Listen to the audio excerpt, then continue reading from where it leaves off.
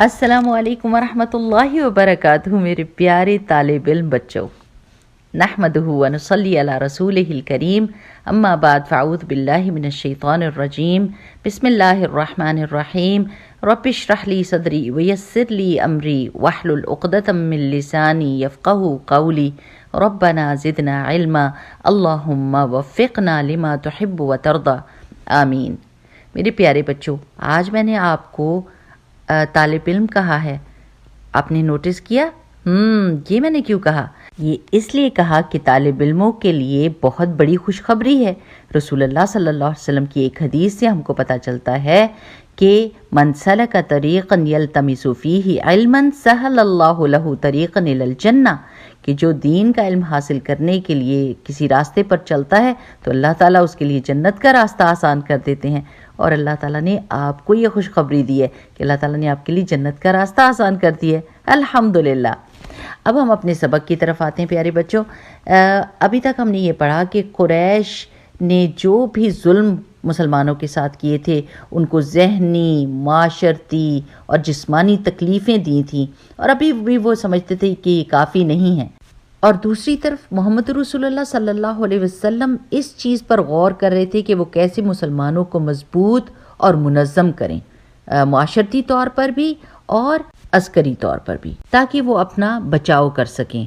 जब रसूलुल्लाह सल्लल्लाहु अलैहि वसल्लम ये काम कर रहे थे तो इत्तला मिली कि अबू सुफियान, जो अभी मुसलमान नहीं हुआ था, वो एक काफ़िले के साथ शाम से आ रहा था। और आपको पता है कि कुरैश ने मुसलमानों का सारा पैसा छीन लिया था, उनके घर उनसे छीन लिए थे, उनकी चीज़ें उनसे छीन ली थी। उनको ये इजाज़त नहीं दी थी कि वो अपने घरों और ज़मीनों को बेच सकें, और उनको ये इजाज़त नहीं दी थी कि वो अपना पैसा भी अपने साथ ले जा सकें। अब वो उसी पैसे के साथ चीज़ें ख़रीद कर शाम से वापस आ रहे थे।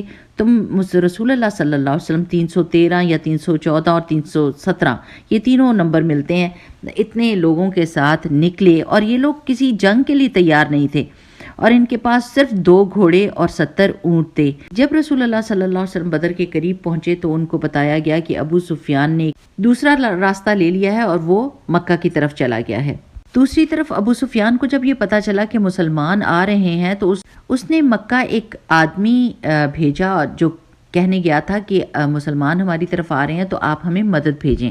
सो मक्का में से हर बंदा, हर आदमी निकल पड़ा सिवाय अबू लहब के, और ये सब के सब जंग के लिए मुकम्मल तैयारी के साथ थे।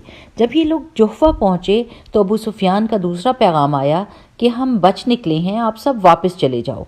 मगर अबू जहल ने अपने तकब्बुर के साथ कहा कि हम वापस नहीं जाएंगे, हम मुसलमानों को ख़त्म करेंगे। ये 1000 आदमी थे जंग की तैयारी के साथ, घोड़ों, ऊँटों के साथ, और उन्होंने कहा कि मुसलमानों को हम ख़त्म कर देंगे और बाद में खुशियाँ मनाएंगे। जब रसूलुल्लाह सल्लल्लाहु अलैहि वसल्लम को ये पता चला कि वो जंग के लिए तैयार हो गए हैं तो आप सल्लल्लाहु अलैहि वसल्लम ने मुसलमानों के साथ मशवरा किया, और सब मुसलमानों ने अच्छी बात कही। और फिर मिक़दाद रज़ियल्लाहु ताला अन्हु, जो अंसार में से थे, वो खड़े हुए और उन्होंने कहा, ए अल्लाह के रसूल सल्लल्लाहु अलैहि वसल्लम, वल्लाह हम वो बात नहीं कहेंगे जो बनी इसराइल ने मूसा अलैहिस्सलाम से कही थी कि फ़ज़हब अंता व रब्बुका फ़क़ातिला इन्ना हाहुना क़ाइदून, कि तुम और तुम्हारा रब जाओ और लड़ो, हम यहीं पर बैठे हैं, बल्कि हम आपके दाएं और बाएं और पीछे और आगे से लड़ेंगे। ये बात सुनकर रसूलुल्लाह सल्लल्लाहु अलैहि वसल्लम खुश हो गए, मगर फिर भी वो मुसलमानों से मशवरा मांग रहे थे।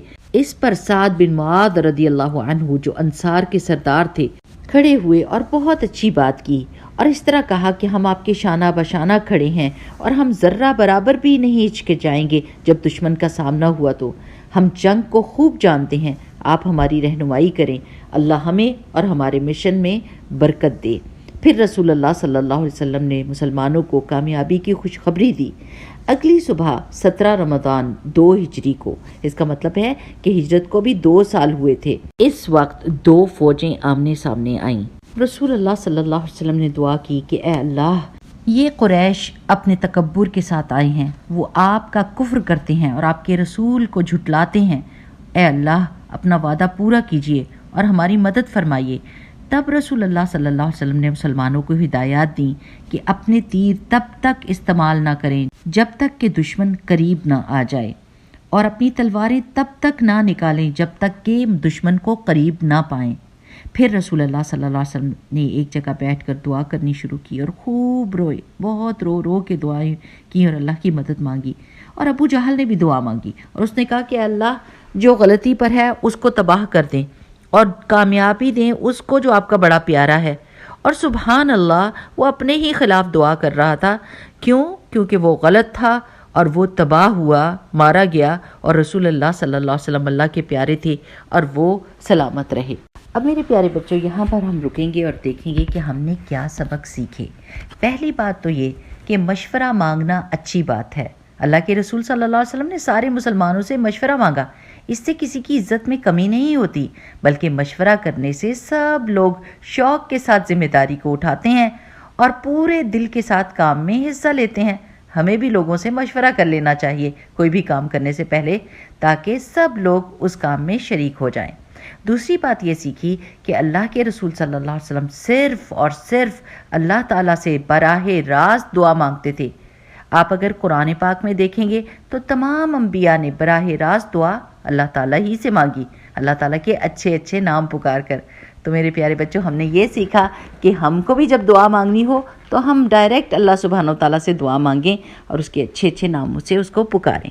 ٹھیک، اب ہم اللہ تعالیٰ سے دعا مانگتے ہیں، اللہم وفقنا لما تحب و ترضی۔ اللہ سبحانہ و تعالیٰ ہمیں ہر اس کام کی توفیق دے دیجئے جو آپ کو محبوب ہے اور جس سے آپ راضی ہیں، اور اللہ تعالیٰ توفیق دے کہ ہم محمد رسول اللہ صلی اللہ علیہ وسلم کی جتنی باتیں سنتے ہیں ان سب کو اپنی زندگی میں استعمال کریں، آمین۔